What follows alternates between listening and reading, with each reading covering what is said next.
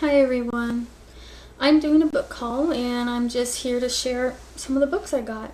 Well, first off, my son decided to surprise me and my husband came home with a huge box of books and just for me, and they were all used books. So I had a fun time going through them all and picking the ones that I wanted based on Goodreads reviews. And so I'm just going to share with you some of the ones that I kept. And there's no order to this or anything. This is The House of Thunder by Dean R. Koontz. Oh, he's a famous, I'm probably saying his name wrong. But I was told, I haven't read any of his books, and I was told that this one should be a must read.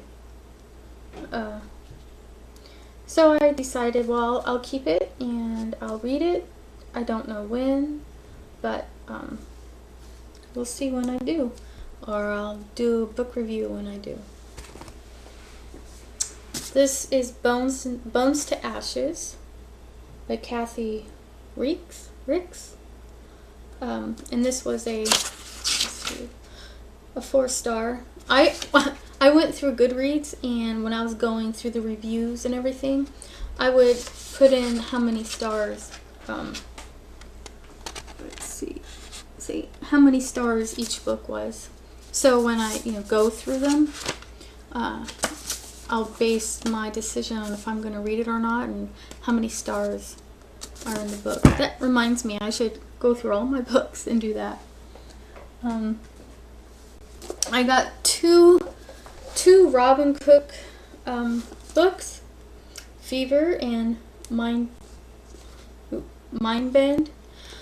I think she's the one, is that a male? Well, excuse me. Was it Outburst? Not Outburst. Or was it Outburst? I can't remember the name of it. They made a movie about it. And that was a really good book. And it's basically the only book my husband has read since I've been married to him for 22 years. So, and both of those got 3 and 4 stars. And I got The Night Before Christmas. And that looks like inside this book there's a whole lot of authors. Victoria Alexander, Sandra Hill, Dara Joy, Nellie McFarther. So when it comes to the holiday reads, I'll read those and kind of put me in the mood. Let's see. I should just put these all up here instead of you guys keep seeing my backside. Okay, Red Prophet Volume 2 by Orson Scott Card. He's the author that did Ender's Games, and I'm in the middle of that. I haven't read it all yet. But he's a good author, so I might as well have one of his other books. I haven't read number 1. I'm not sure if I have to read number 1, if the story can stand by itself, but it'll be in my library if I ever decide to read it or not. And this is a very thin book, and it's called Magic in the Wind. It's a Drake sisters story, a story about sisters that are having problems. Well, I'm not going to read the back of it, but it's a short read. I like those, so I'll probably read it soon. I'll probably read all these thin ones soon. This is another thin one, and it's a very popular book, The Witch of Blackbird Pond. I was told, well, actually, I was reading everywhere and how this is a really good book. 4 and 5 stars from Amazon and Goodreads. And I've seen this book, like I said, everywhere that I've gone. So I might as well, again, it's really, really small. I could probably read it in one sitting. Might as well read it as well so I can say I read it. I'm reading 1984, and it's a thin book too, but it's a classic when it comes to science fiction, and it's the first book that brought up the concept of Big Brother. So, why did I bring that up again? Because I brought up thin books. Alright. Let's see. And, maybe you can help me with this book. I don't know how to pronounce this person's name, you guys. Educating Esme, A Diary of a Teacher's First Year. I'm not even going to try and say this author's name. But I like the way the cover looks. It's kind of neat. In the stars, there was from 1 to 5 to 4. I mean, almost all of them. So some people liked it, some people hate it.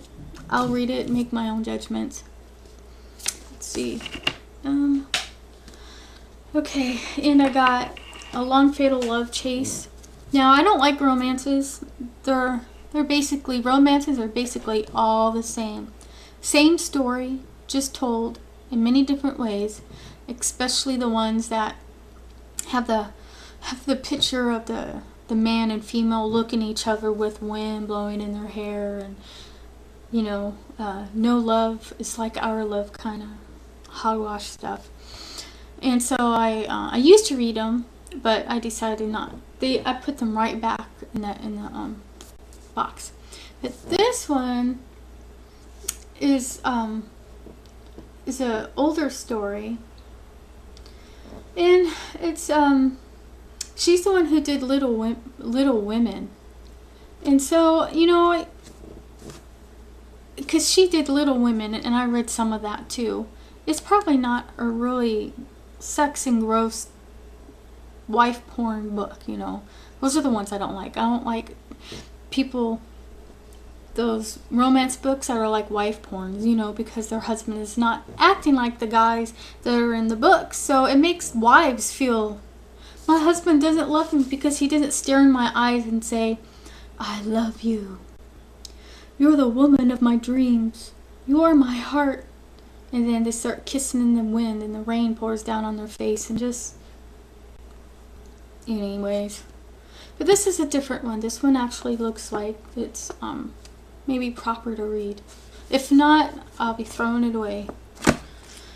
And my last one is called The Terminants of Blood by Michael Jecks. I'm a sucker for medieval kind of books. I think that's why I love historical fiction, because I like to go to medieval times. There's just something about this day, those years that draw me to it. If I had a choice when it came to a time period that I would like to live, it would be during this time period. Lots of fun. And that's all for my book haul. That's it. I'll say goodbye. Thanks for listening to me chat. Bye.